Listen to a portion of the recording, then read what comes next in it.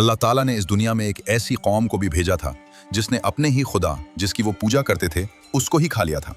ये उस वक्त की बात है जब इस्लाम से पहले अरब के लोग ज़हनी तौर पर इस कदर पस्त हो चुके थे कि वो हर उस चीज़ को खुदा मान लेते थे जो उन्हें ताकतवर या फ़ायदामंद लगती। पत्थरों और लकड़ियों की पूजा तो आम थी, लेकिन कबीला बनु हनीफा ने अपनी तख्लीक में हद ही कर दी थी। उनका ये वहम था कि अगर वो अपनी सबसे कीमती और लजीज ग़िज़ा खजूर और मक्खन से अपना माबूद तैयार करेंगे तो शायद वो उन पर ज़्यादा मेहरबान होगा। उन्होंने बेहतरीन किस्म की खजूरों को पेश कर उसमें खालिस मक्खन, पनीर और आटा मिलाकर एक हलवा नुमा पेस्ट तैयार किया और उसे तराश कर बुत की शक्ल दे दी। वो इस लजीज खुदा के सामने सजदा करते और समझते कि ये उनकी खुशहाली की जमानत है। फिर एक वक्त ऐसा आया कि नजद के इलाके में हौलनाक कहत पड़ गया।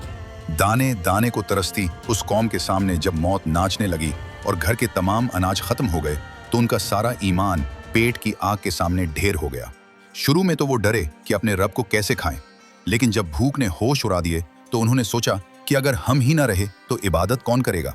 कबीले के लोग अपने ही हाथों से बनाए गए उस माबूद पर टूट पड़े और उसे नोच नोच कर खाने लगे और साथ कहते, हमारा माबूद कितना मेहरबान है कि जब हम पर मुश्किल वक्त आया तो उसने अपनी जान देकर हमारी भूख मिटाई और हमें मौत से बचा लिया। आखिरकार हमारा खुदा ही हमारे काम आया।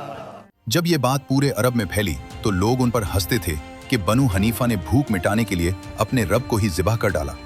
जिस माबूद को इंसान अपनी भूख मिटाने के लिए खा जाए वो इंसान की तकदीर क्या बदलेगा।